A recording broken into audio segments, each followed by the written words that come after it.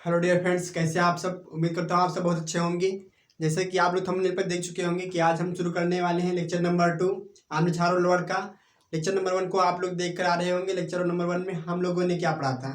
Lecture number 1 में हम लोग पढ़ चुके हैं कि अम्ल और क्षार क्या होते हैं और कितने प्रकार के होते हैं। उम्मीद करता हूँ आप सब लोगों ने लेक्चर को देख कर आ रहे होंगे। आज हम पढ़ने वाले हैं इस लेक्चर में अम्ल और क्षार के सामान्य गुण तथा अम्ल क्षार के से होने वाली अपक्रियाएं और अम्ल क्षार से बनने वाले कुछ यौगिक। इस लेक्चर में हम पूरे अभ्यास को समाप्त कर देंगे, इसलिए आप लोग कापी कलम निकाल लें और नोट्स बनाना शुरू करें। लेक्चर को बिना देर किए हुए चलिए स्टार्ट करते हैं। अगर आप नए हैं तो हमारे चैनल को सब्सक्राइब जरूर कर देना। इसलिए पहले हेडिंग बना लेते हैं कि अम्ल और क्षार लवण। अम्ल क्षार और लवण, इंग्लिश में इसे कहते हैं एसिड, बेस एंड साल्ट्स। ये लेक्चर नंबर 2 है, तो यहाँ पे लिख लेंगे हम लेक्चर नंबर 2। और हमारा चैप्टर भी कौन सा है, चैप्टर नंबर 2 है। इस पूरे लेक्चर में आज हम खत्म कर देंगे अम्ल और क्षार लवण को। आप लोग कापी पेन निकाल ले और और नोट्स बनाना शुरू करें। चलिए स्टार्ट करते हैं। अम्ल और क्षार के सामान्य गुण पहले देख लेते हैं। तो हेडिंग लगाएं, अम्ल के सामान्य गुण। अम्ल के सामान्य गुण, इसको कह सकते हैं कि अम्ल के कैरेक्टर कौन कौन से हैं या फिर अम्ल को हम कैसे पहचान सकते हैं और अम्ल किस प्रकार कार्य करता है। तो पिछले लेक्चर में आप लोगों ने देख लिया है कि जो अम्ल होता है वो लिनियर लिटमस को लाल कर देता है, ठीक है। और अम्ल जल में घुलकर H+ आयन देता है। थर्ड था हमारा अम्ल स्वाद में कैसा होता है, खट्टा होता है। लेकिन आज हम कुछ और फीचर पढ़ने वाले हैं अम्ल के बारे में। तो पहला फीचर हमारा है अम्ल का धातु से अपक्रिया। अम्ल का धातुओं से अपक्रिया।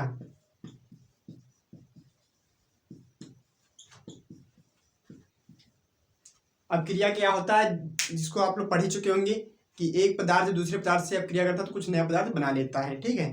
तो यहाँ पर अम्ल को धातु से अपक्रिया कराने वाले हैं। तो पहले अम्ल ले लेते हैं, जिससे हमारे पास H2SO4 है, जिसे आप लोग तेजाब कहते हो, ठीक है। अगर इसको हम जिंक धातु के साथ अपक्रिया करवाते हैं, जिंक धातु कैसी होती है, सॉलिड होती है, तो इसे यहाँ लिखेंगे हम यस, ठीक है।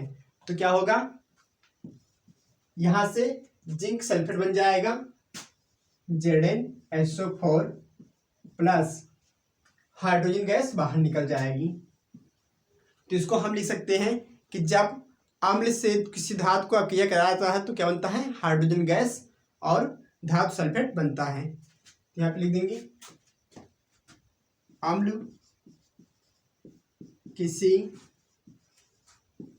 धातु से अभिक्रिया करके हाइड्रोजन गैस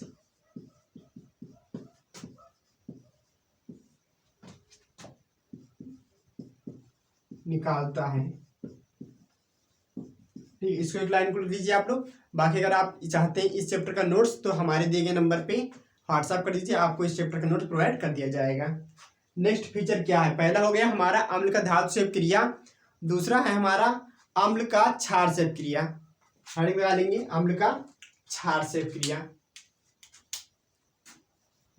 अम्ल ये हो गया फर्स्ट।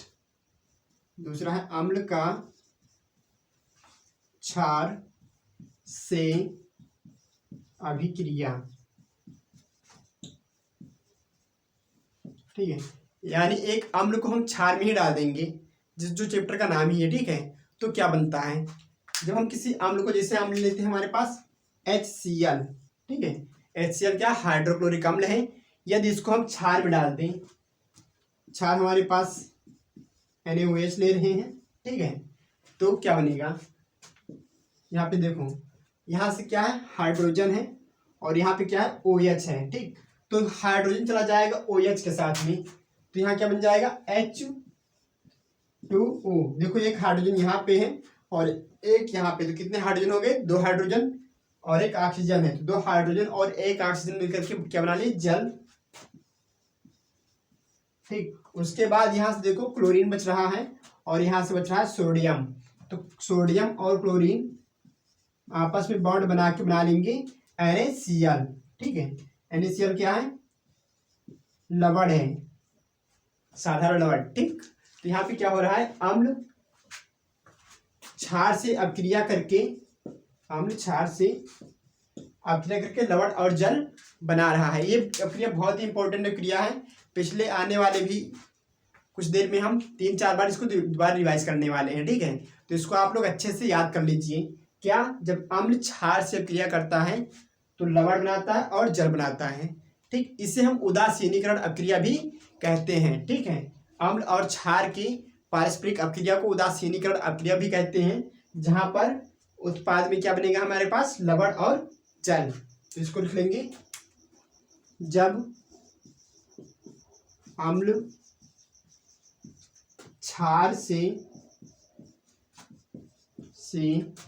अभिक्रिया करता है तो क्या बनाएगा, लवण बनाएगा और जल बनाएगा, लवण और जल बनाता है। इस क्रिया को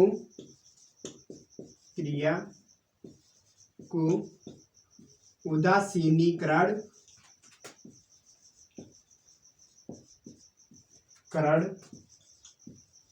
कहते हैं। ठीक, एक बार रिवाइज कर लेते हैं दोबारा। जब अम्ल धातु से क्रिया करता है तो हाइड्रोजन गैस निकालेगा, इसका मेन पॉइंट सही है, इसको आप लोग अच्छे से याद कर लीजिए। जब अम्ल धातु से क्रिया करता है तो हाइड्रोजन गैस निकालता है। दूसरा पॉइंट, जब अम्ल क्षार से क्रिया करेगा तो लवण और जल बनाएगा। ठीक है, इस क्रिया को हम कहते हैं उदासीनीकरण। ये दोनों पॉइंट्स नोट कर लीजिए, फिर इसको इरेज कर देते हैं।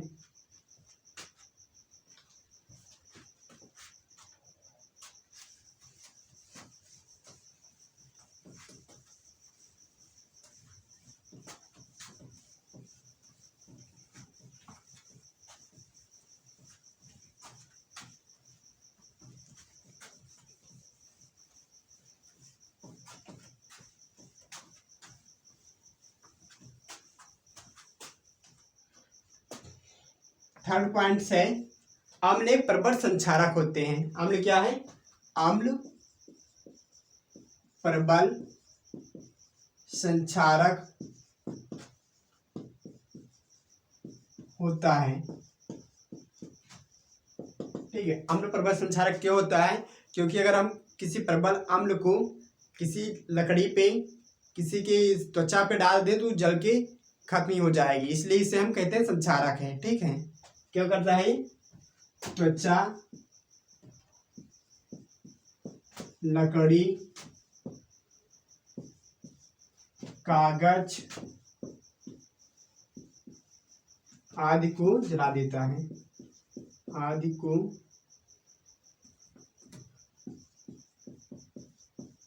को जला देता है। पॉइंट नंबर 4, अगर अम्ल प्रबल संक्षारक है, त्वचा को जला सकता है, तो हमारी जुबान को भी जला देगा, क्योंकि हम कहते हैं अम्ल स्वाद में कैसा होता है, खट्टा होता है, ये तो बात पता है। पर अम्ल को हम चख के नहीं देख सकते, जो प्रबल अम्ल होते हैं वो त्वचा को भी जला देते हैं। तो थर्ड पॉइंट है कि अम्ल खट्टा होता है, ठीक है, लेकिन प्रबल संक्षारक होने के कारण हम उसे चख के देख नहीं सकते। अम्ल संक्षारक, प्रबल अम्ल संक्षारक होने के कारण हम इसे चख कर देख नहीं सकते। आई होप ये सब सामान्य गुण आप लोग को समझ में आ गया होगा। अब इसके बाद हम नेक्स्ट मूव करने वाले हैं, हम क्षार के सामान्य गुणों के बारे में पढ़ने वाले हैं, ठीक है। तो इसको आप लोग लिख लीजिए, फिर इसको इरेज कर देते हैं। 1 2 3।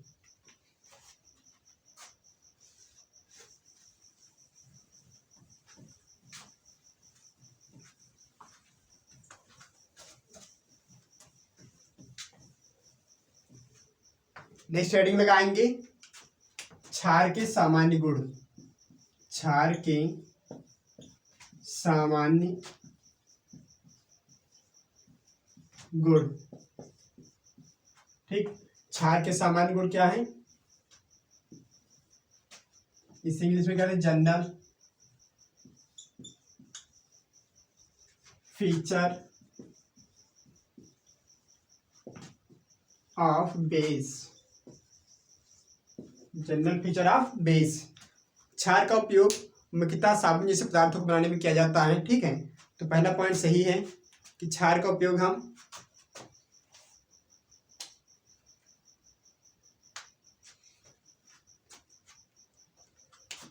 क्षार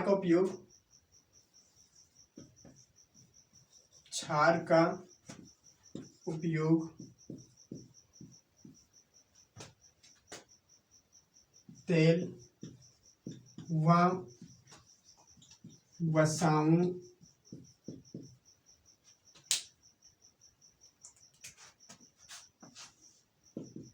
वसाओं के साथ मिलाकर साबुन व ग्लिसरॉल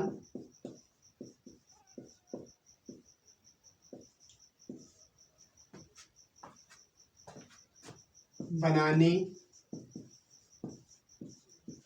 में किया जाता है,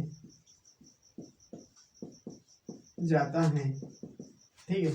क्षार का उपयोग हम तेल या वसाओं के साथ मिलाकर साबुन और ग्लिसरॉल बनाने में भी प्रयोग कर सकते हैं। इसका एग्जाम्पल है, किसी हम तेल या वसा को ले लेते हैं, जैसे CH2OCR।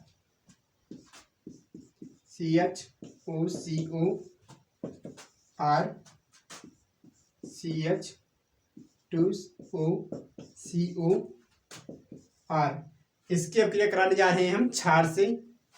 जैसे हमारे पास NaOH है, यहाँ पे क्षार के 3 अणु ले रहे हैं, तो ये अभिक्रिया करके आपस में क्या बनाएंगे, ठीक है।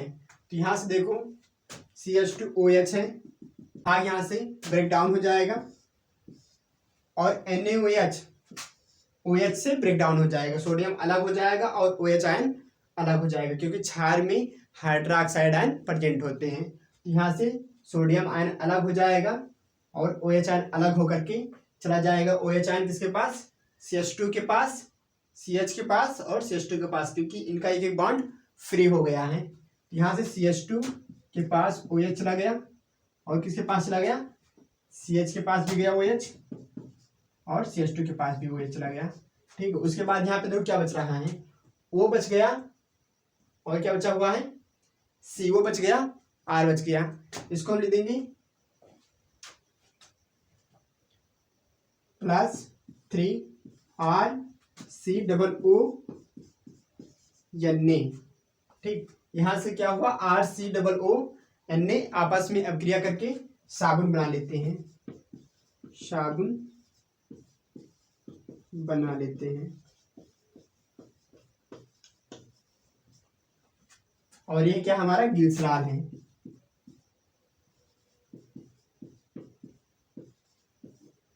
जहां पर R जो दिखाया गया है, R क्या है, एल्किल समूह है, R alkyl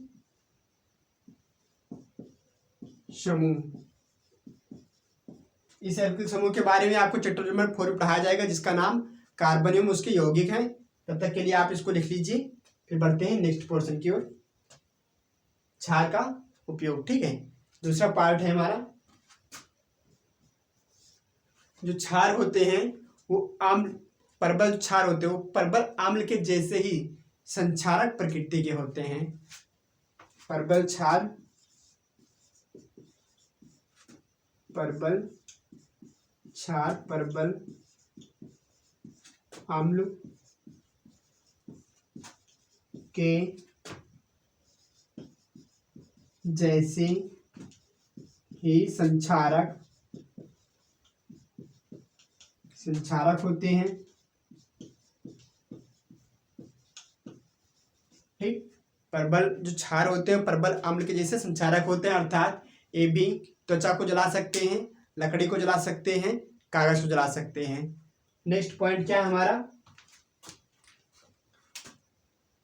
point number third ये है कि क्षार संक्षारक होने के कारण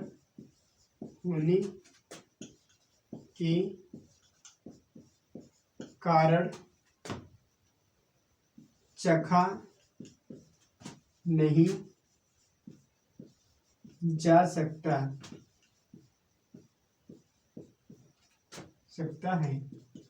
ठीक है, यदि हमारी त्वचा पर गिर जाते हैं तो हमारी त्वचा में जलन उत्पन्न हो जाती है। ठीक, तो इसको आप लोग लिख लीजिए, फिर बढ़ते हैं नेक्स्ट पॉइंट की ओर, तब तक के लिए लिख लीजिए।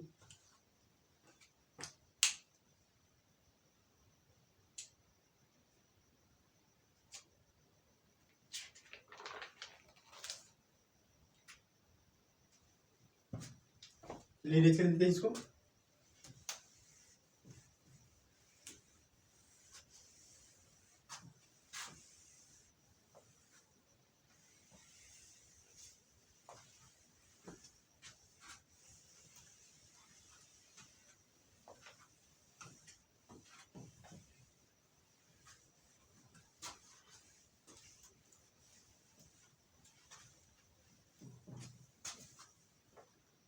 तो अभी तक हम पढ़ चुके हैं कि अम्ल के सामान्य गुण क्या है और क्षार के सामान्य गुण क्या है। अम्ल का पहला सामान्य गुण क्या था, धातु से अपक्रिया। अम्ल धातु से अपक्रिया करके हाइड्रोजन गैस निकाल रही थी। दूसरा पॉइंट था अम्ल का क्षार से क्रिया, अम्ल क्षार से अपक्रिया करके लवण और जल बना रहा था, जिसे हम उदासीनीकरण अपक्रिया भी कहते हैं। थर्ड पॉइंट ये था कि परबल अम्ल जो होते हैं वो कैसे होते हैं, संक्षारक होते हैं। अगर ये संक्षारक होंगे तो त्वचा को आसानी से जला सकते हैं। ठीक है, इसलिए इन्हें चक्कर देखा नहीं जा सकता। उसके बाद आ रहा था हमारा क्षार का सामान्य गुण। क्षार का सामान्य गुण में पहला पॉइंट था हमारा तेल या वसाओं के साथ क्षार का उपयोग करके साबुन और ग्लिसरॉल बनाना। ठीक, तो उसमें क्या कर रहे थे, हम एक तेल या वसा का और लिए थे, उसकी अपक्रिया क्षार से करा दी थी NaOH से, तो हमें क्या प्राप्त हुआ था, ग्लिसरॉल प्राप्त हुआ था और हमें साबुन प्राप्त हो गया था, जिसे RCOO के रूप में प्राप्त कर लिए थे। ठीक है, तो ये हमारा अम्ल और क्षार का सामान्य गुण था। इसके बाद हम पढ़ने वाले हैं नेक्स्ट टॉपिक लवण। लवण क्या होता है, लवण तो आप पढ़ चुके हैं कि अम्ल और क्षार के पारस्परिक अपक्रिया द्वारा प्राप्त होता है। हेडिंग लगा लेते हैं लवण, जिसे इंग्लिश में साल्ट्स कहते हैं, और जिसे आप लोग पढ़ चुके हैं, लिख लेते हैं वहीं पे। लवण कैसे प्राप्त होता है, अम्ल और क्षार की पारस्परिक अपक्रिया से। क्या लिख लेंगे, अम्ल और क्षार अपक्रिया करके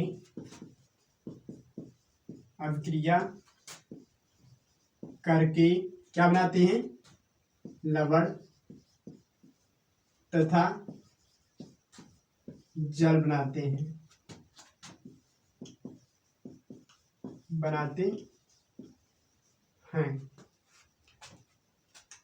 ठीक, जलना में तो भी क्या बनेगा, अम्ल और क्षार के पारस्परिक अपक्रिया द्वारा लवण तो बनेगा ही। इसका फर्स्ट पॉइंट से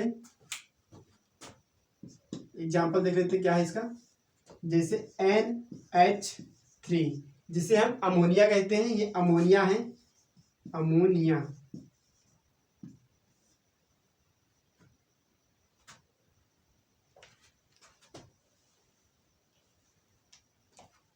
जो कि क्या है, क्षार है, क्षार है।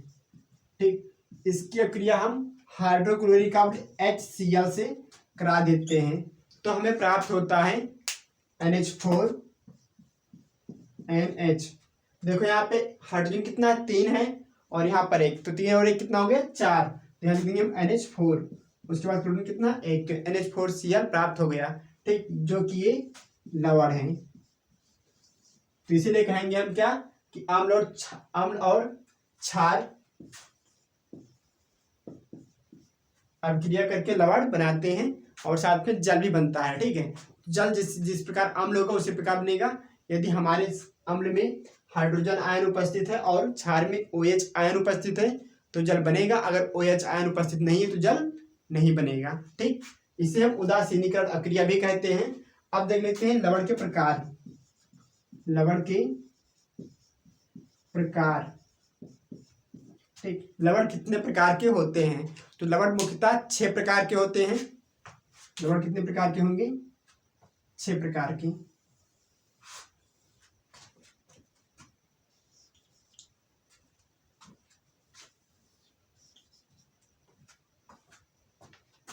टू 3 4 5।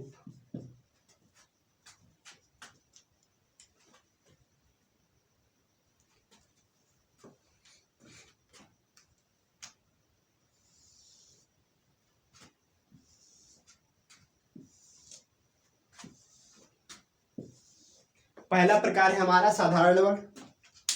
पहला प्रकार क्या है, साधारण।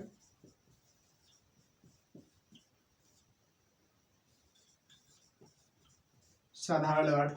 दूसरा प्रकार है अम्लीय लवण।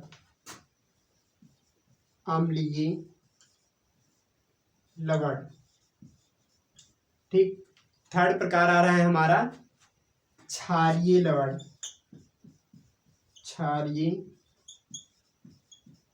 लवण। फोर्थ है हमारा मिश्रित लवण। मिश्रित लवण। पांचवा प्रकार है द्विक लवण। द्विक लवण। और छठा प्रकार आता है हमारा कंपाउंड साल्ट्स लवण।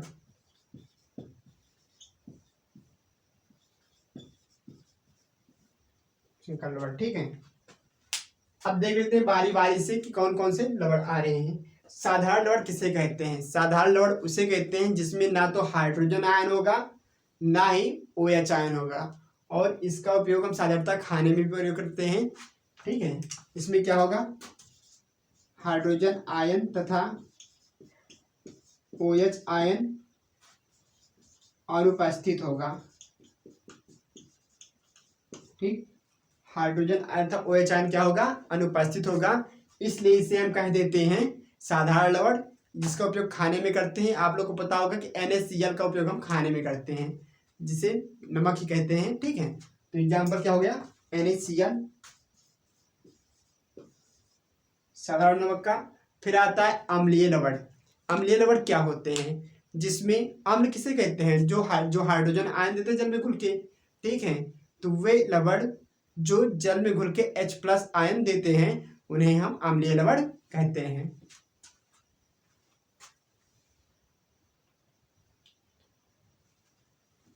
वे लवण जिसमें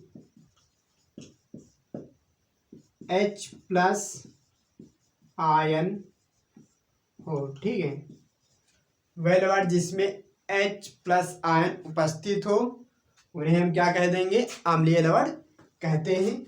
इसका एग्जाम्पल है NaHSO4। ठीक, NaHSO4 इसका बहुत अच्छा एग्जाम्पल है अम्लीय लवण का, क्योंकि इसमें देखो H दिख रहा है और एक H क्या होता है, H+ आयन होता है, जो कि अम्ल का पहचान है। ठीक, नेक्स्ट है क्षारीय लवण। क्षारीय लवण किसे कहते हैं, वे लवण जिनमें OH आयन उपस्थित होता है। वे लवण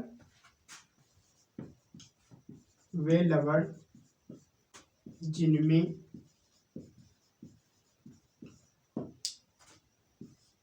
OH माइनस आयन हो, ठीक है। वह लवण जिनमें क्या कहते हैं OH माइनस आयन हो उन्हें हम क्षारीय लवण कहते हैं।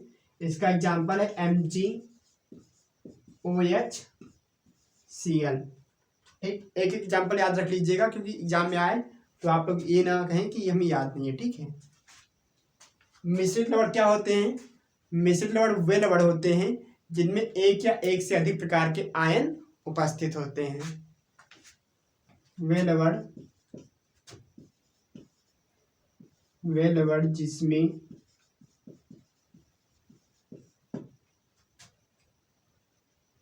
दो या दो से अधिक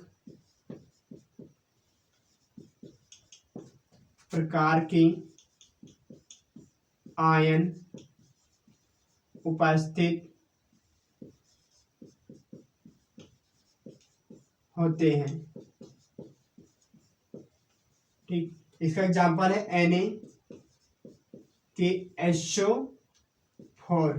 यहाँ पे देख रहे होंगे कि NaKSO4 को अगर हम तोड़ दें, वियोजित कर दें या पानी में घोल दें तो हमारे पास तीन प्रकार के आयन प्राप्त होगी। एक तो होगा सोडियम आयन जो कि पॉजिटिव आयन है या धनायन है। दूसरा प्राप्त होगा पोटेशियम आयन, ये भी धनायन है। और थर्ड प्राप्त होगा SO4 निगेटिव आयन जो कि ऋण आयन है। यहाँ पे देख रहे होंगे कि धन आयन दो प्राप्त हुए हैं और दोनों अलग अलग है। एक सोडियम का धनायन प्राप्त हो रहा है और एक पोटेशियम का धनायन प्राप्त हो रहा है, इसीलिए इसे हम मिश्रित लवण कहते हैं। नेक्स्ट पॉइंट आ रहा है द्वैक लवण। द्वैक लवण किसे कहते हैं, ठीक। द्वैक लवण क्या होते हैं? जिसमें एक या अधिक प्रकार के आयन होते हैं और जल में घुलने के बाद ये अपनी पहचान खो देते हैं। इसका पॉइंट है वे लवण जो जल में घुलकर अपनी पहचान खो देते हैं, अपनी पहचान खो देते हैं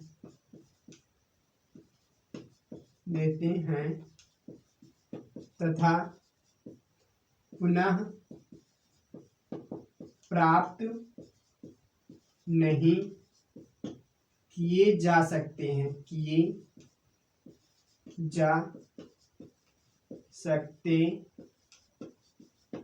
ठीक। पानी में घोल दोगे तो घुल तो जाएगा लेकिन वो गायब हो जाएगा। दोबारा उससे अगर चाहो, जैसे नमक कोई होता है ना, नमक को पानी में घोल दो फिर क्या होगा, उबालोगे पूरा नमक प्राप्त हो जाएगा। पर ये द्वैक लवण ऐसा लवण है जिसे जल में घोलने के बाद हम दोबारा प्राप्त ही नहीं कर सकते। अगर इसे गर्म भी करोगे तभी प्राप्त नहीं होगा। इसका बहुत अच्छा उदाहरण है फिटकरी। क्या उदाहरण? फिटकरी, ठीक। फिटकरी का सूत्र क्या होता है? फिटकरी का रासायनिक सूत्र होता है, फिटकरी का K2SO4 इंटू Al2SO4 का होल थ्राइज इंटू 24H2O। इसको आप लोग वेरी वेरी वेरी इंपॉर्टेंट करके अपनी कॉपी में नोट्स कर लें, क्योंकि ये क्वेश्चन कई बार क्वेश्चन में पूछा जा चुका है, पेपर में पूछा जा चुका है कि फिटकरी का रासायनिक सूत्र क्या होता है और अधिकतर भूल ही जाते हैं, इसलिए आप लोग अच्छे से इसको याद कर लीजिएगा। फिटकरी का रासायनिक सूत्र K2SO4 इंटू Al2SO4 का होल थ्राइज इंटू 24H2O, ठीक। इसको लिख लीजिए। फिर बढ़ते हैं नेक्स्ट टॉपिक संकर लवण की ओर। संकर लवण क्या होता है? सेम इसका विपरीत होता है। द्वैक लवण जल में तो घुल जाएगा पर पहचान खो देगा, पुनः प्राप्त नहीं किया जा सकता। संकर लवण जल में घुलने पे आयनों में टूट जाता है, लेकिन जब हम उसे प्राप्त करना चाहें पुनः तो प्राप्त हो जाता है, ठीक। वे लवण जो जल में घुलकर आयनों में टूट जाता है तथा पुनः प्राप्त किया जा सकता है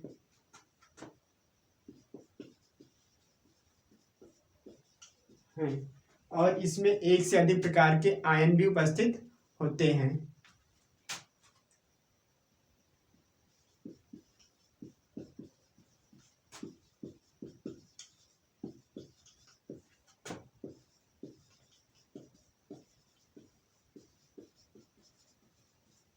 ठीक, इसे हम सहसंयोजक यौगिक नाम के पाठ में कक्षा 12 में पढ़ते हैं, जो कि चैप्टर नंबर 8 में आता है।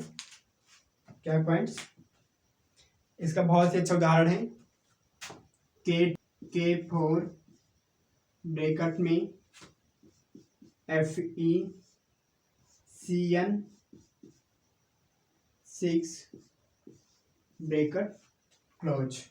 ये है उदाहरण हमारा संकर लवण का, K4 FeCN6 का ब्रैकेट क्लोज। ठीक है, K4 FeCN का होल 6, उसके बाद ब्रैकेट क्लोज। इसको आप लोग लिख लीजिए, फिर बढ़ते हैं नेक्स्ट टॉपिक की ओर।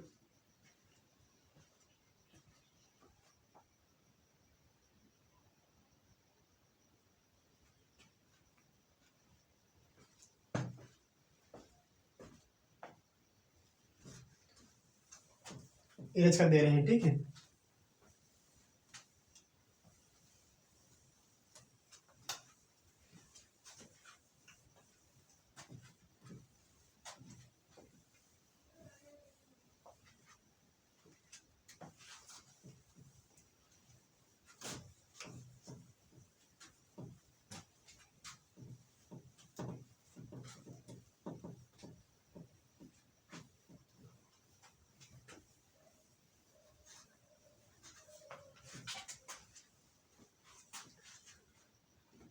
इसके बाद नेक्स्ट हेडिंग आता है हमारा उदासीनीकरण। उदासीनीकरण किसे कहते हैं, इसे तो आप लोग पढ़ ही चुके हैं। उदासीनीकरण किसे कहते हैं, जब अम्ल और क्षार आपस में क्रिया करेंगे, लवण और जल बनाएंगे, तो उसे हम उदासीनीकरण कह देंगे। ठीक है, उदासीनीकरण हेडिंग है उदासीनीकरण। इंग्लिश में कहते हैं न्यूट्रलाइजेशन। न्यूट्रलाइजेशन,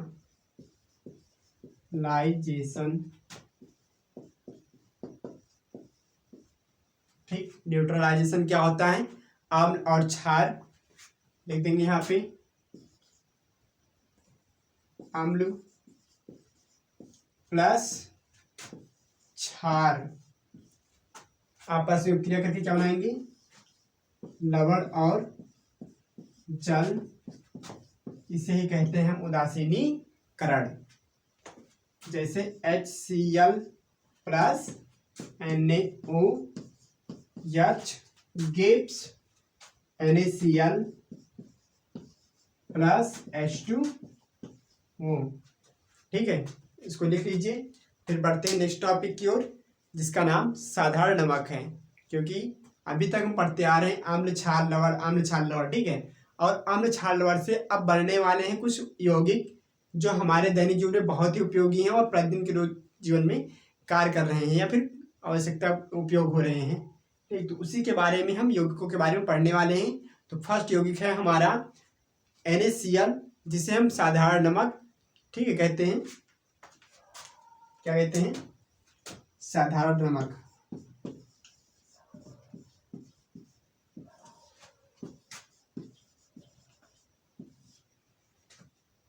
जिसे हम नॉर्मल साल्ट भी कहते हैं, नॉर्मल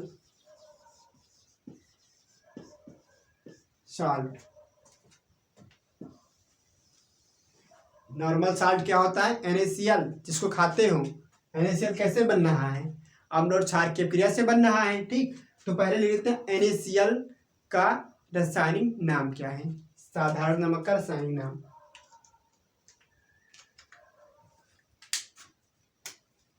पॉइंट नंबर 1, रासायनिक नाम। ठीक, रासायनिक नाम क्या है साधारण नमक का? Sodium chloride. सोडियम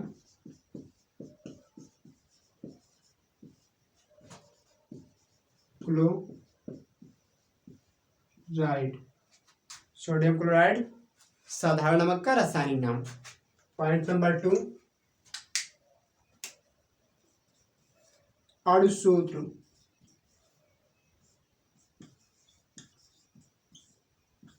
ठीक, केमिकल फार्मूला, मॉलिक्यूलर फार्मूला कहते हैं। ठीक है, क्या हो जाएगा? NaCl। फर्स्ट है हमारा साधारण नमक का रासायनिक नाम सोडियम क्लोराइड, अणुसूत्र NaCl। थर्ड पॉइंट है बनाने की विधि। थर्ड पॉइंट क्या है? बनाने की विधि। तो कैसे बनाओगे इसे? अम्ल और क्षार की पारस्परिक अभिक्रिया से लवण का निर्माण होता है। ठीक, यहाँ पे क्या करोगे? लिख दोगे HCl की अभिक्रिया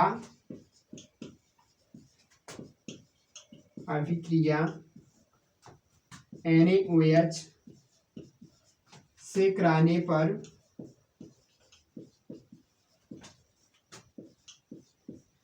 NaCl प्राप्त होता है। बस आपको मात्र एक ही लाइन लिखना है। ठीक है, बाकी अगर कुछ और ज्यादा लिखना है तो हमारे नोट्स पे मिल जाएगा, जो कि इस नंबर पे प्रोवाइड कर दिया जाएगा। बनाने की विधि, HCl को की अभिक्रिया NaOH करा दो तो बन जाएगा NaCl। HCl जो रिएक्शन ऊपर लिखी हुई है इसी को सेम लिख देना है। HCl plus NaCl NaOH gives NaCl plus H2O। इसके बाद पॉइंट नंबर 4 है हमारा। थर्ड पॉइंट क्या होगा? बनाने की विधि। पॉइंट नंबर 4 आता है हमारा, इसका उपयोग क्या है? पॉइंट नंबर 4,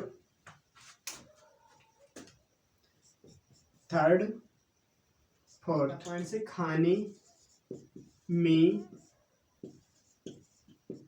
प्रयोग किया जाता है।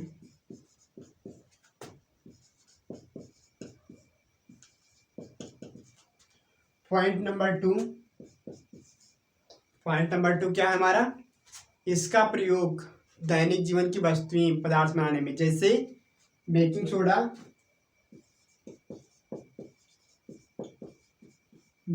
सोडा, धावन सोडा,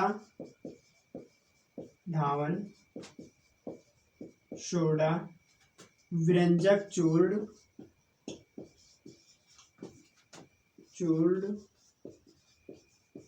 आदि बनाने में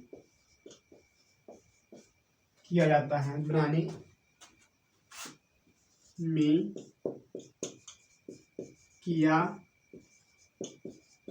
जाता है। इस पॉइंट्स को आप लोग लिख लीजिए, फिर बढ़ते हैं नेक्स्ट टॉपिक की ओर।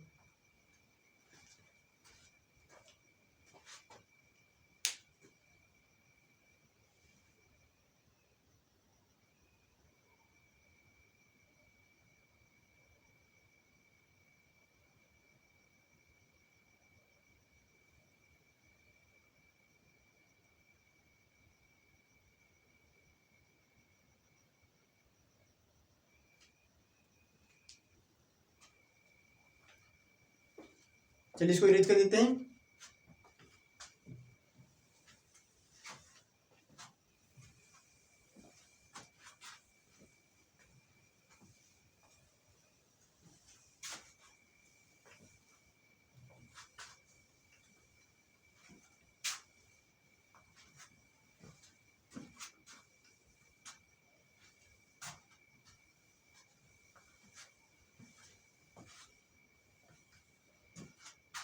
पहला पॉइंट हमारा साधारण नमक हो गया है, जो कि दैनिक जीवन में बहुत उपयोग किया जाता है। दूसरा पॉइंट आ रहा है हमारा सोडियम हाइड्रोक्साइड का, जिसे हम खाने का सोडा भी कहते हैं। पॉइंट नंबर 2,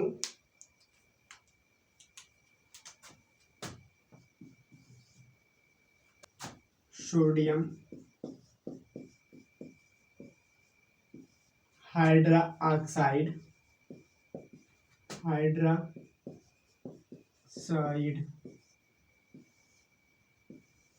ठीक।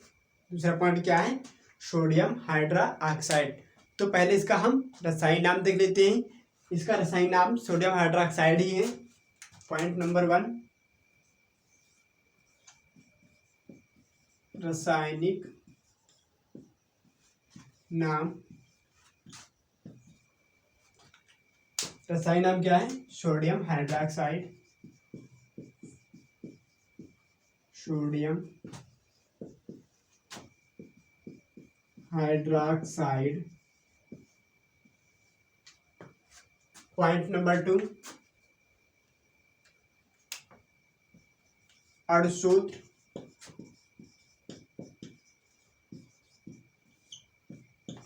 अणुसूत्र है इसका NaOH। पॉइंट नंबर 3,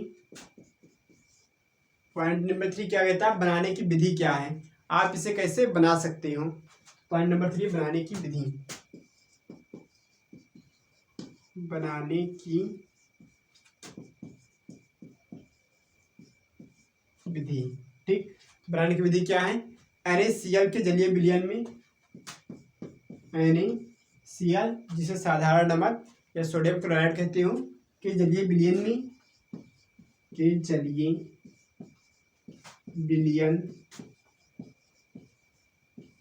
में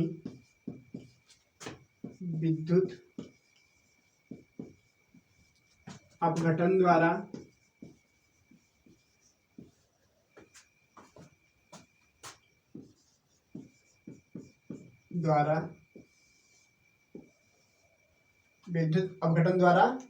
NaOH प्राप्त किया जाता है। विद्युत अपघटन द्वारा NaOH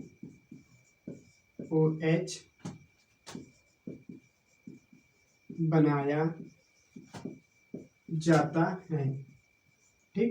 हमारे पास क्या है, NaCl है।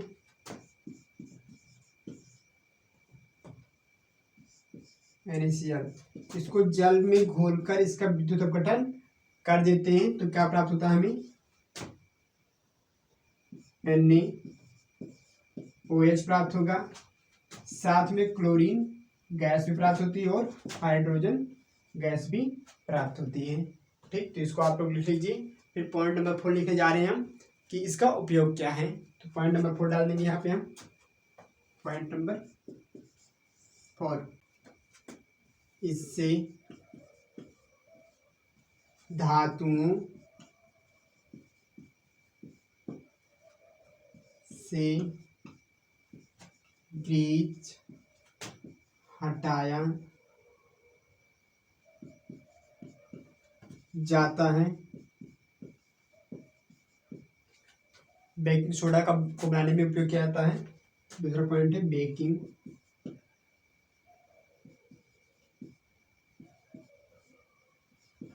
सोडा को बनाने में, धावन सोडा को बनाने में उपयोग किया जाता है। धावन सोडा को। पॉइंट नंबर 4, इसका उपयोग व्यंजक चोट को बनाने में किया जाता है। व्यंजक चोट आदि कार्यों में होता है, ठीक। तो इसको आप लोग लिख लीजिए। फिर इसको इरेज कर देते हैं। 1 2 3।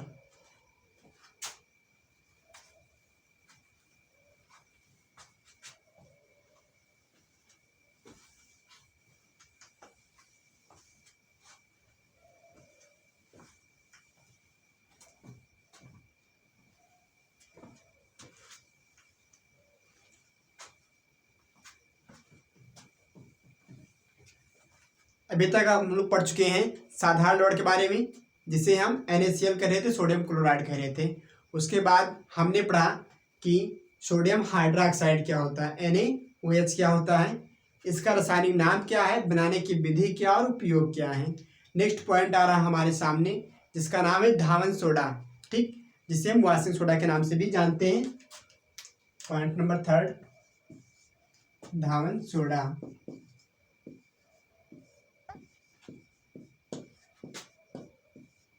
ब्रैकेट में washing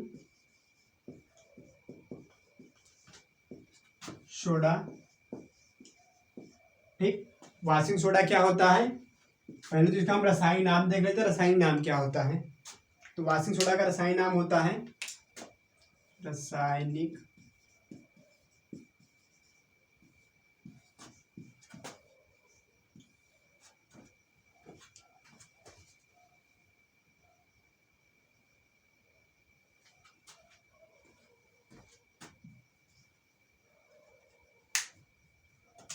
sodium carbonate, sodium carbonate, decahydrate, hydrate. धावन सोडा का उपयोग तो आप लोग प्रतिदिन करते हैं अपने कपड़े की साफ करने में, ठीक है। इसका रासायनिक सूत्र देख लेते हैं क्या होता है। रासायनिक अणुसूत्र, अणुसूत्र, ठीक। अणुसूत्र क्या होता है इसका, Na2CO3 × 10H2O। 2 पॉइंट्स हो गए हमारे। पहला पॉइंट्स क्या है, रासायनिक नाम, जिसका रासायनिक नाम sodium carbonate Deka hydrate. Deka का मतलब होता है 10 और हाइड्रेट का मतलब जल के अणु, ठीक। तो 10 जल के अणु भी शामिल है इसके अंदर। दूसरा पॉइंट अणुसूत्र हो गया। तीसरा पॉइंट आता है बनाने की विधि। तीसरा पॉइंट है बनाने की विधि। पॉइंट नंबर 3, बनाने की विधि। बनाने की विधि को हम 2 प्रकार से पढ़ने वाले हैं। पहला पॉइंट होगा हमारा प्रयोगशाला में कैसे बनाएंगे। दूसरा प्रयोग होगा हमारा कि हम औद्योगिक रूप से निर्माण कैसे करते हैं, ठीक। बनाने की विधि में 2 विधियां पढ़ेंगे हम।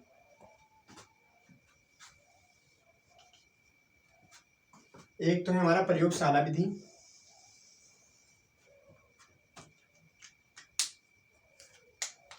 पॉइंट नंबर 1, प्रयोगशाला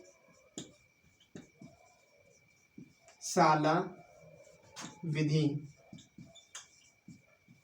ठीक। और पॉइंट नंबर 2 है हमारा औद्योगिक निर्माण विधि, औद्योगिक निर्माण विधि, ठीक। औद्योगिक निर्माण विधियों में हम 2 विधियां पढ़ने वाले हैं। इसमें हम पढ़ेंगे 2 विधियां।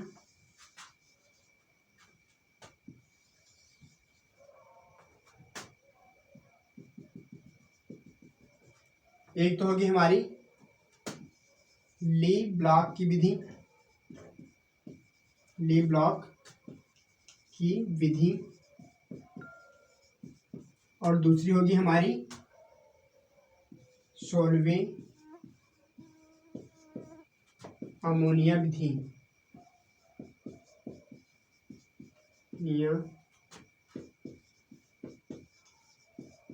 विधि। पहले देख लेते हैं प्रयोगशाला विधि कौन सी है। प्रयोगशाला विधि में हम सोडियम हाइड्रोक्साइड, ठीक, जो कि पढ़ चुके इसके पहले। सोडियम हाइड्रोक्साइड के जलीय विलयन में कार्बन डाइऑक्साइड गैस को प्रवाहित करने पे हमें सोडियम कार्बोनेट प्राप्त होता है। क्या होगा यहाँ पे,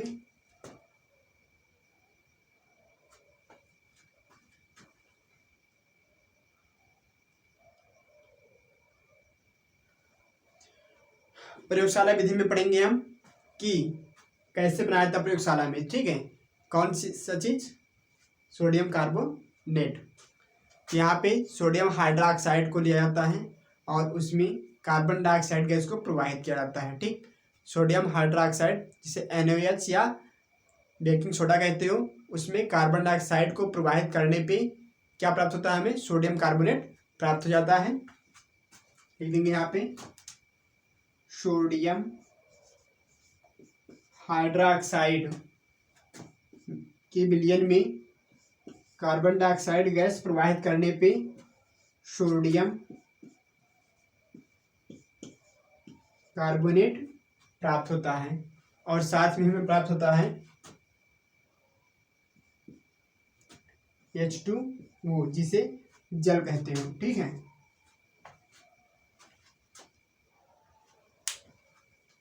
यहाँ पे लिख देंगे सोडियम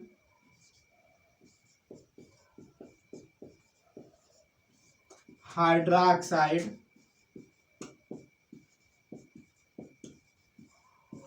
के जलीय विलयन में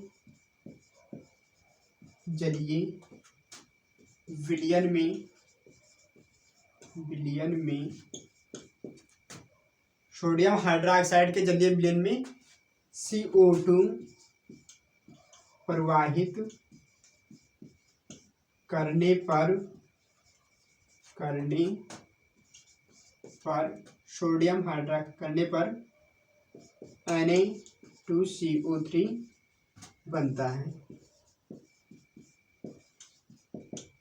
ये तो हो गई हमारी कौन सी विधि, प्रयोग सादा विधि। नेक्स्ट पॉइंट आ रहा है हमारे पास औद्योगिक निर्माण विधि, जिसमें पहला है हमारा ली ब्लॉक की विधि। ली ब्लॉक की विधि ये कहती है कि यदि हम सोडियम क्लोराइड के विलयन में, ठीक है, H2SO4 का अपक्रिया कराएं तो हमें क्या प्राप्त होगा, सोडियम कार्बोनेट प्राप्त होता है।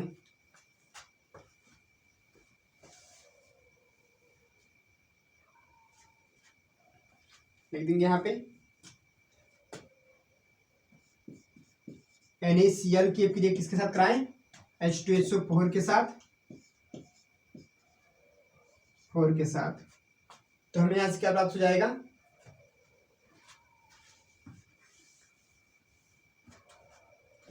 Na2SO4 प्लस HCl हाइड्रोक्लोरिक अम्ल। उसके बाद पुनः Na2SO4 की क्रिया Na2SO4 की क्रिया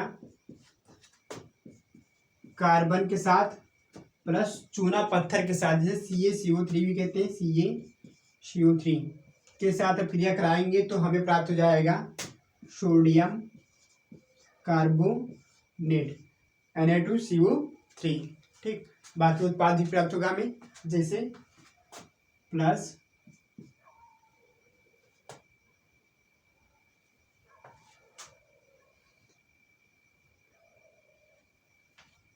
CO प्लस CaS।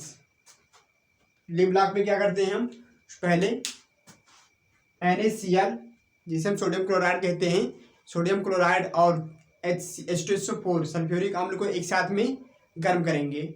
उसको गर्म करने पे हमें प्राप्त होता है सोडियम सल्फेट Na2SO4। ठीक, Na2SO4 या सोडियम सल्फेट की अपक्रिया हम कार्बन की उपस्थिति में चूना पत्थर से कराते हैं और हमें प्राप्त हो जाता है सोडियम कार्बोनेट, जिसे हम क्या कहते हैं, बेकिंग सोडा या फिर धावन सोडा के नाम से जानते हैं, वाशिंग सोडा या धावन सोडा के नाम से जानते हैं। ठीक है, दूसरी विधि आती है साल्वे अमोनिया विधि। साल्वे अमोनिया विधि में क्या कहता है, अमोनियम हाइड्रोक्साइड को ले जाता है, ठीक, और अमोनियम हाइड्रोक्साइड को अपक्रिया कराया जाता है पहले कार्बन डाइऑक्साइड के साथ। लिख देंगे यहाँ पे NH4OH जो कि सोडियम हाइड्रोक्साइड है, इसकी अपक्रिया करा देंगे हम CO2 से। ठीक, तो क्या प्राप्त होगा हमें, अमोनियम बाइकार्बोनेट। अमोनियम हाइड्रोक्साइड की क्रिया कार्बन डाइऑक्साइड से करा दिए तो हमें प्राप्त हुआ अमोनियम बाइकार्बोनेट। अब अमोनियम बाइकार्बोनेट की क्रिया करवा देंगे हम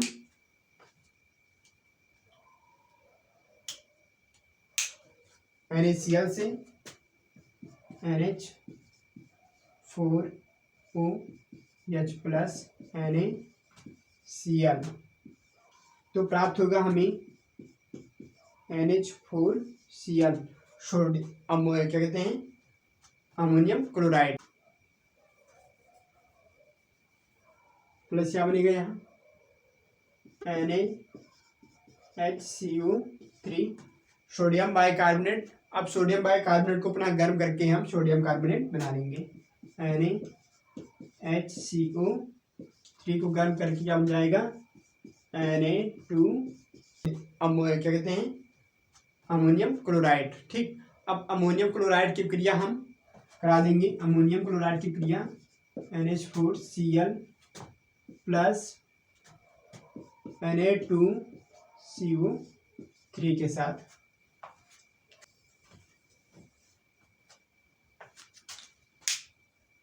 इसके उपयोग हैं, इसका उपयोग हम साबुन बनाने में करते हैं, कपड़े धोने में किया जाता है। ठीक है, कांच और कागज की फैक्ट्रियों में भी किया जाता है, कांच और कागज के निर्माण में भी प्रयोग किया जाता है। तो इसको आप लोग नोट्स कर लीजिए। फिर बढ़ते हैं नेक्स्ट पॉइंट की ओर, जिसका नाम बेकिंग सोडा है, जिसे हम खाने का सोडा भी कहते हैं, जिसका रासायनिक सूत्र होता है NaHCO3 सोडियम बाइकार्बोनेट। तो इसको आप लोग नोट कर लीजिए। फिर बढ़ते हैं नेक्स्ट टॉपिक की ओर। 1 2 3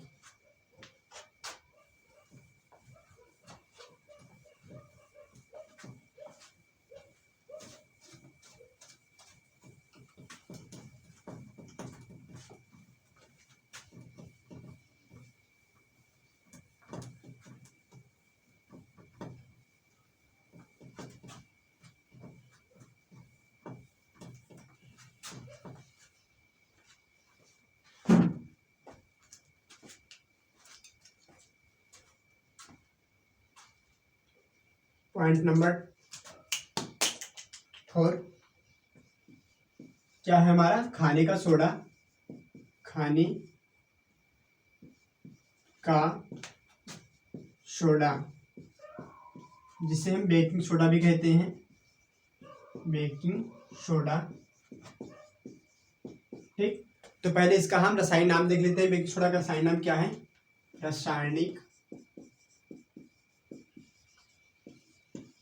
नाम, बेकिंग सोडा का रासायनिक नाम है sodium bicarbonate.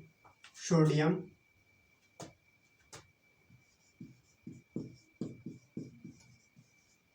Bicarbonate.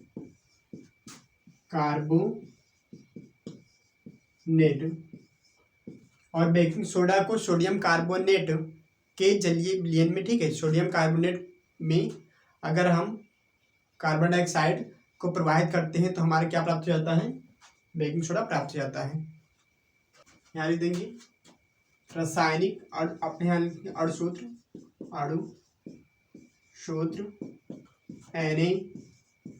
NaHCO3। Point number 3 बनाने की विधि। ठीक, पहला पॉइंट क्या है, रासायनिक नाम।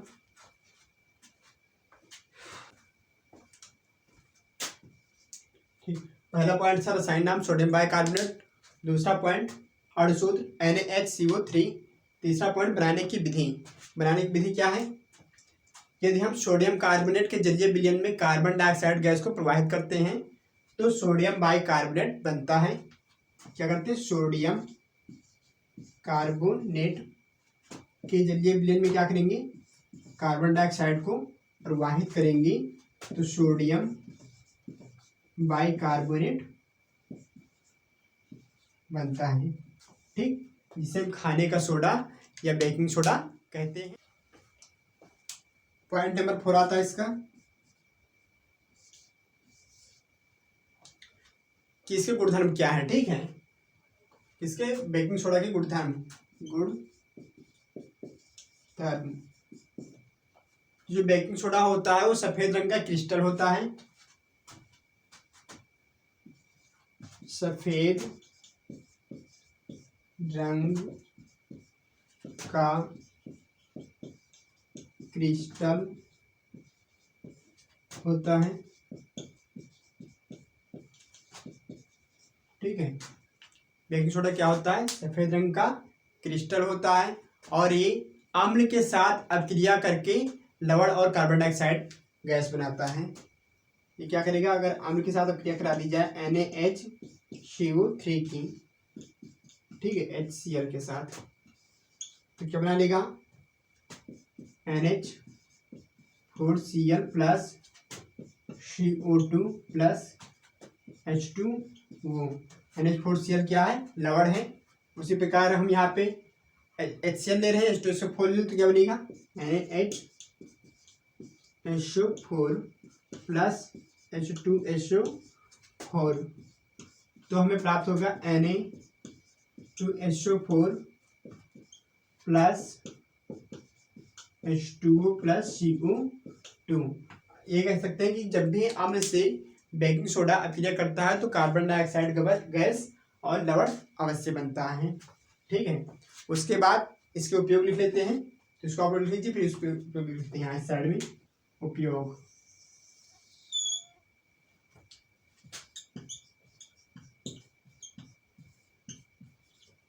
ठीक, तो इसका उपयोग क्या होता है? पॉइंट नंबर 1, यह एक क्षारकीय पदार्थ है। क्या? क्षारकीय पदार्थ है, क्षारकीय पदार्थ है, इसलिए इसका उपयोग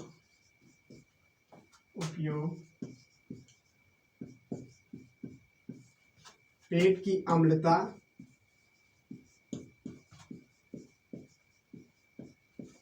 दूर करने में किया जाता है।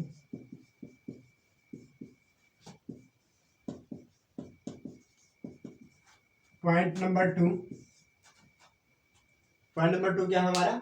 पॉइंट नंबर 2 ये है कि जो अम्ल क्षार हुए, क्या कहते हैं, सोडियम हाइड्रोक्साइड है, उसे हम प्रयोगशाला में अपकर्मक के रूप में प्रयोग करते हैं। प्रयोगशाला में अभिकर्मक के रूप में प्रयोग करते हैं। ठीक, पॉइंट नंबर 3 लिख लेते हैं, इसका उपयोग आग बुझाने वाले यंत्रों में भी किया जाता है।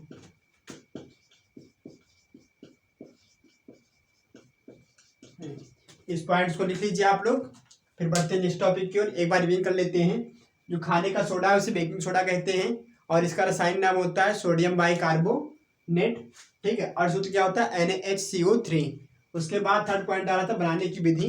तो बनाने की विधि में क्या करते हैं? पहले सोडियम कार्बोनेट को कार्बन डाइऑक्साइड के साथ अभिक्रिया कराते हैं तो सोडियम बाइकार्बोनेट बनता है। ठीक, जो सोडियम कार्बोनेट होता है उसके गुणधर्म क्या होते हैं? सफेद रंग का क्रिस्टल ये पदार्थ है और ये क्या करता है? अम्ल से अभिक्रिया करके लवण और कार्बन डाइऑक्साइड गैस बनाता है। इसका उपयोग क्या है? क्षारकीय पदार्थ है, इसलिए इसका उपयोग पेट की अम्लता को दूर करने के लिए किया जाता है। पॉइंट नंबर 2, प्रयोगशाला में अभिकर्मक के रूप में किया जाता है इसका प्रयोग। पॉइंट नंबर 3, इसका उपयोग आग बुझाने वाले यंत्रों में भी किया जाता है। तो इसको लिख लीजिए, फिर बढ़ते हैं नेक्स्ट पॉइंट की ओर। कर देते हैं।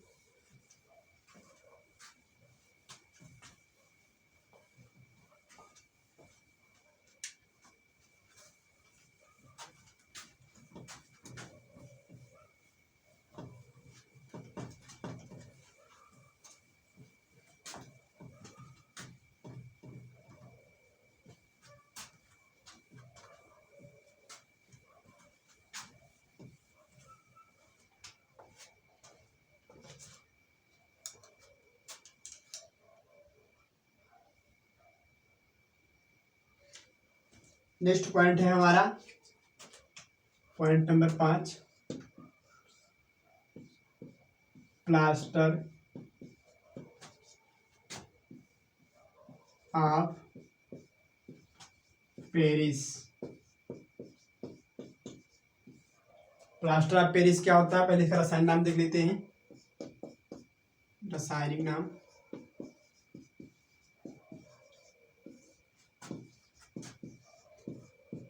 प्लास्टर ऑफ पेरिस का रासायनिक नाम प्लास्टर ऑफ पेरिस ही होगा।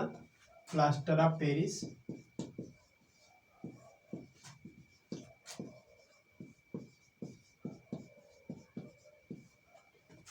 Point number 2, अणुसूत्र। इसका अणुसूत्र होता है CaSO4 का होल ट्वाइस इंटू H2O, या फिर हम इसको लिख सकते हैं CaSO4 इंटू हाफ H2O। ठीक है, इसको बनाया क्या जाता था। पॉइंट नंबर 3 क्या है, बनाने की विधि। बनाने की विधि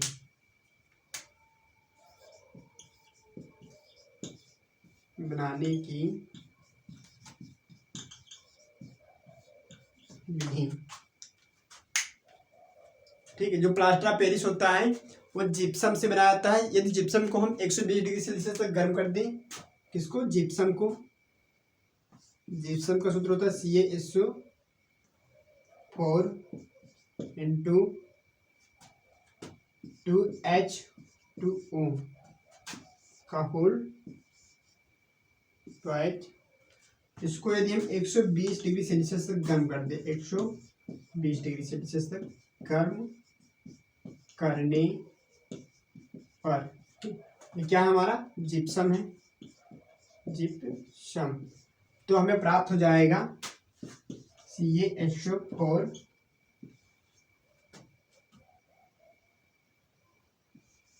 का whole twice into H2O plus 3H2O। ठीक है, या फिर हम कह सकते हैं कि जिप्सम में से पानी के अणु निकल जाने पे हमें प्लास्टर ऑफ पेरिस प्राप्त हो जाता है। तो यह है प्लास्टर ऑफ पेरिस।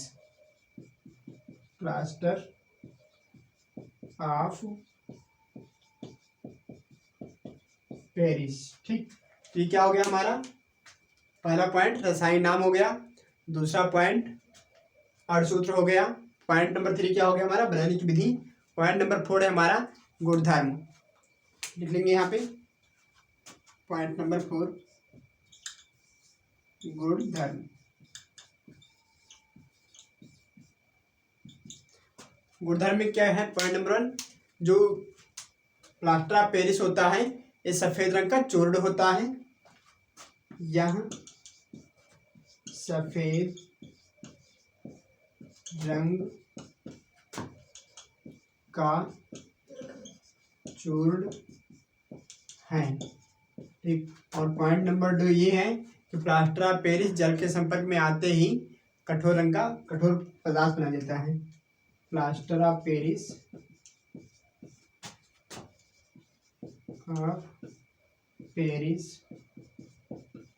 जल के प्रभाव से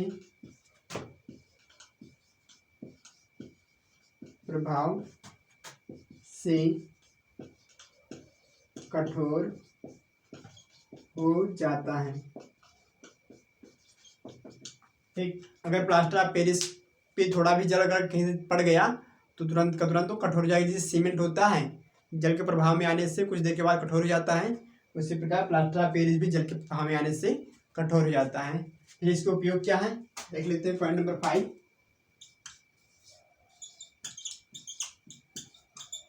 उपयोग। उपयोग में पहला पॉइंट है अस्पताल में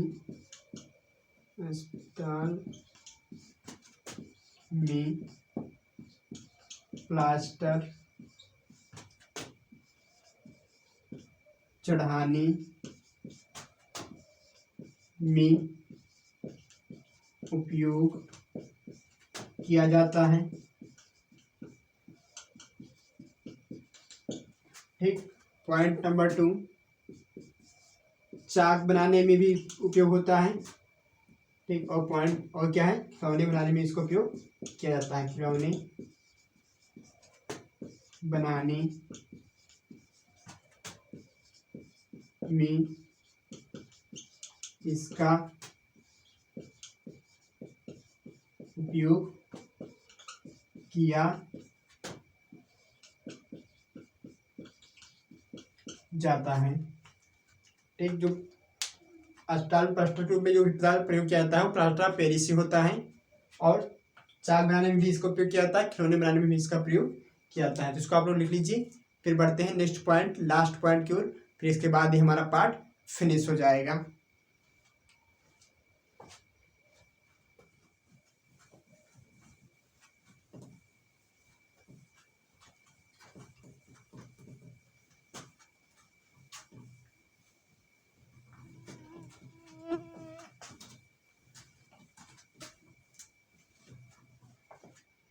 नेक्स्ट पॉइंट आ रहा है हमारा ब्रेंजक चूर्ण, जिसे ब्लीचिंग पाउडर कहते हैं। नेक्स्ट पॉइंट है ब्रेंजक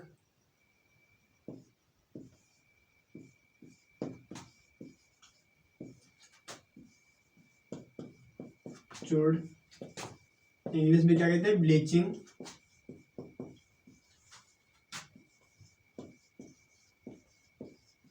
पाउडर। ठीक, इसका रासायनिक नाम क्या है, रासायनिक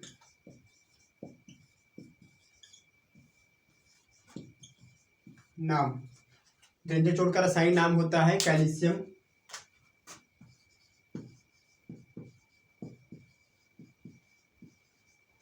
कैल्शियम क्लोरो हाइपोक्लोरेट।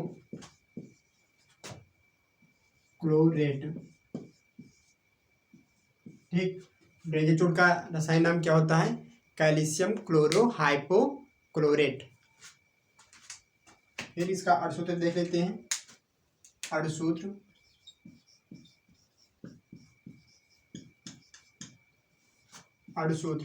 होता है CaOCl2।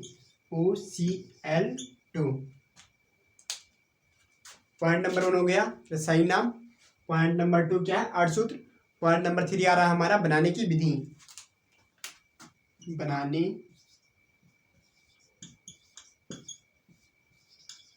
की विधि।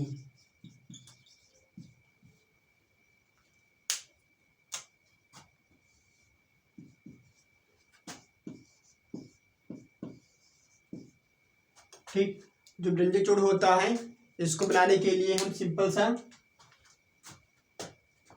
बुझा हुआ चूना CaOH का होल ट्वाइस बुझा हुआ चूना का उपयोग करते हैं, और इस पर हम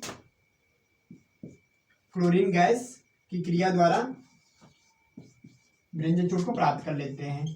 ठीक, बुझे हुए चूने पर क्लोरीन की गैस की क्रिया द्वारा हम कैल्शियम क्लोरो हाइपोक्लोरेट प्राप्त कर लेते हैं, जिसे हम ब्लीचिंग पाउडर या ब्रेंजक चूर्ण कहते हैं। उसके बाद ये तो हो गई हमारी प्रयोगशाला विधि। ठीक है, उसका औद्योगिक निर्माण विधि भी होती है इसकी। औद्योगिक निर्माण विधि, औद्योगिक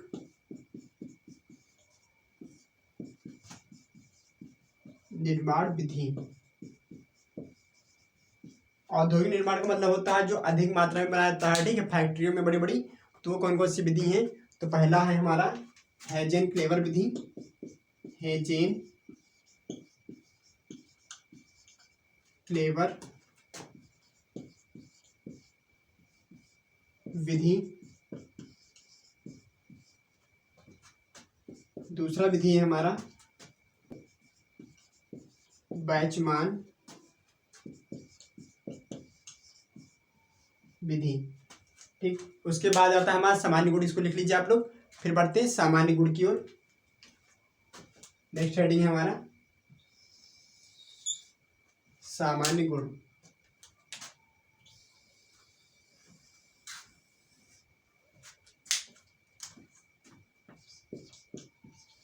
सामान्य गुण।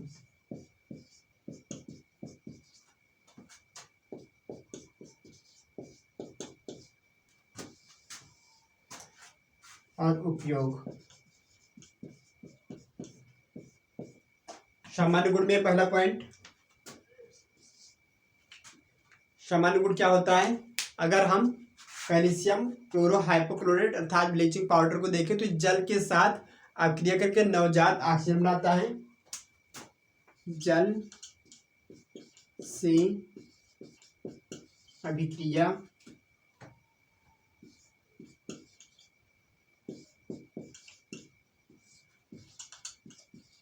करके नवजात ऑक्सीजन बनाता है।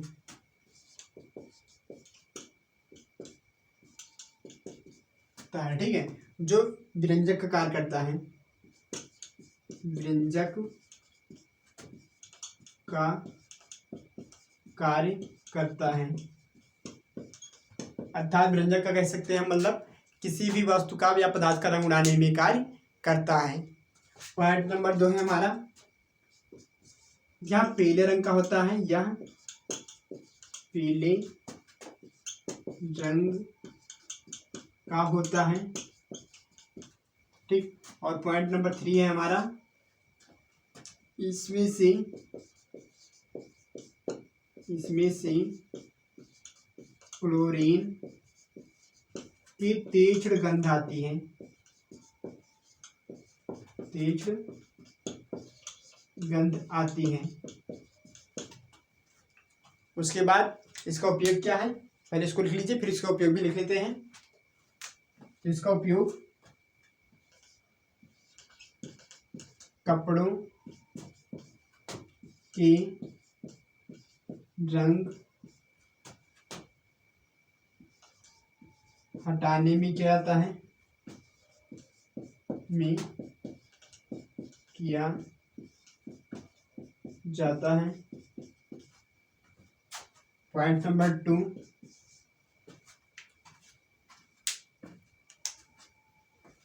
इसका उपयोग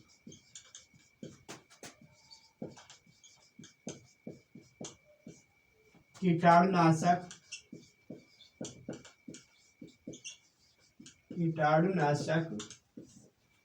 के रूप में भी किया जाता है। ठीक, तो इस लेक्चर को यहीं पर एंड करते हैं। अगर आप लोग को समझ में आ गया लेक्चर तो आप लोग कमेंट करके बताइएगा कि कैसा था, और लाइक करना मत भूलिएगा। अगर हमारे चैनल पर आप नए हैं चैनल को सब्सक्राइब कर दीजिएगा ताकि आप तक हमारे वीडियो पहुंचते रहें।